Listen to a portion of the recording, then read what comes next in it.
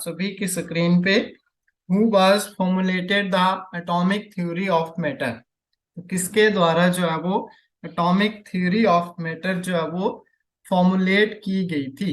Avogadro है, Dalton है, Newton है, पास्कल या फिर इनमें से कोई नहीं। बोलो जल्दी से कौन सा जो है वो आंसर आपका बिल्कुल सही आ जाएगा। एटॉमिक थ्योरी किसके द्वारा फॉर्मुलेट की गई थी? डाल्टन से। यस, जॉन डाल डाल्टन का जो है वो बिल्कुल सही आंसर आ जाएगा, जो कि हमने ऑलरेडी डिस्कस किया कि जॉन डाल्टन ने सबसे पहले जो है वो एटम के बारे में इंफॉर्मेशन दी थी। नेक्स्ट क्वेश्चन नंबर सेकंड है, विच of the following is not a part of atom. अब देखिए, एक एटम की जब हम बात करते हैं तो एटम के अंदर होता है न्यूक्लियस, और न्यूक्लियस के चारों ओर क्या होता है? इलेक्ट्रॉन जो है वो मूव करते हैं इस तरह से। और सेंटर में न्यूक्लियस के अंदर कौन कौन से फंडामेंटल पार्टिकल होते हैं?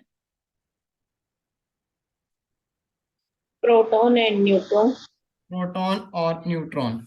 अब देखिए, हमें एटम का स्ट्रक्चर देख लिया, तो इसके अंदर इलेक्ट्रॉन है, प्रोटॉन भी है और न्यूट्रॉन भी है। तो यहां से आप देखेंगे कि नॉट पूछा गया है, विच of the following is not a part of an atom. तो हम क्या बोलेंगे? फोटोन जो है वो प्रोटॉन।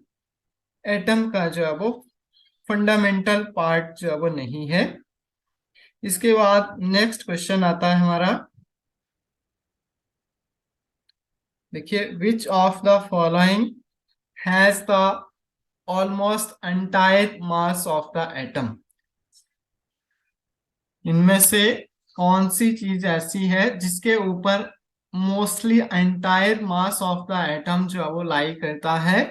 प्रोटॉन, न्यूट्रॉन, न्यूक्लियस या फिर इलेक्ट्रॉन।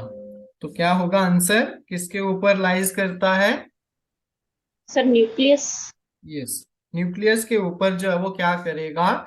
लाई करेगा। मोस्टली जो आपका किसी भी पर्टिकुलर एटम का जो मास होगा वो किसके ऊपर जो है वो लाइज करेगा? Which is nucleus. Option number third जो है वो आपका बिल्कुल सही आंसर आ जाएगा। और ये वाला जो आपके पास क्वेश्चन है, इससे नेक्स्ट वाला, ये काफी इंपॉर्टेंट है। Nucleus of an atom is consist. बहुत बार जो है वो हर एक तीसरे एग्जाम में जो है वो पूछ लिया जाता है। तो आंसर करना है कि न्यूक्लियस के अंदर कौन कौन सी चीजें जो है वो एग्जिस्ट करती है। तो अभी हमने डिस्कस किया कि किसी भी एटम के न्यूक्लियस के अंदर कौन कौन से फंडामेंटल पार्टिकल आते हैं? Proton and neutron. Yes, proton and neutron जो है वो आपका बिल्कुल सही आंसर आ जाएगा। ये जो आपके पास बेसिक फंडामेंटल पार्टिकल है, ये जो है वो आपके लाइज करते हैं। अब देखिए, एटम से रिलेटेड हमने चीजें डिस्कस की। तो एटम की जो आपके पास फॉर्मेशन है वो आपने पढ़ी है। तो आप उसके अकॉर्डिंग जो है वो आंसर करना है कि एटम जो है वो एक स्मॉलेस्ट पार्टिकल था जिसको कि हम मैटर बोलते हैं। सेकंड ऑप्शन है, एटम आपके पास क्या है? एक स्मॉलेस्ट पार्टिकल ऑफ गैस है। तो ये तो हमने नहीं पढ़ा कि गैस के बारे में तो कोई इंफॉर्मेशन नहीं है। After that, the smallest indivisible particle of an element that can take part in the chemical change, या फिर चार्ज पार्टिकल है। तो क्या आंसर आ जाएगा? बोलो। Charge particle sir. Atom. Atom is an smallest. Smallest. Yes, मैंने क्या बोला था?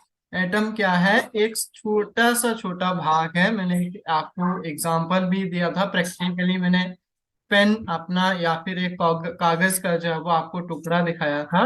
तो किसी भी एलिमेंट का, एलिमेंट क्या होता है? कोई भी एलिमेंट है उसका सबसे छोटा भाग जो होगा उसको हम क्या बोलते हैं? एटम जो है वो बोलते हैं।